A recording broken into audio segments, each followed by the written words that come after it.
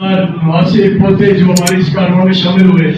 और जैसे हमने पहले वादा किया कि कब से कब्रों से खान के मज़ार की तामीर करेंगे, तो वो भी इंशाअल्लाह ताला मेरा ये इरादा है कि जो ही हुकूमत बनेगी वज़ीर आज़म का जो पहला विजिट होगा वो हमारे हल्के का होगा इंशाअल्लाह। और हमारी ये कोशिश होगी कि कम से कम 2 दिन पे मुश्तमिल विजिट हो। आप टीम की जिम्मेदारी है कि आपने ईमानदारी के साथ जो खस्ता हाल हमारे हल्के हैं, जिन जीपों पे हम पीरकोट के खस्ता हाल टूटे फूटे रास्तों पे फिरे, मेरी ये ख्वाहिश है कि वज़ीर आज़म को हम उसी जीप में, रिजवान साहब की जीप में बैठा के पीरकोट का दौरा करें, क्योंकि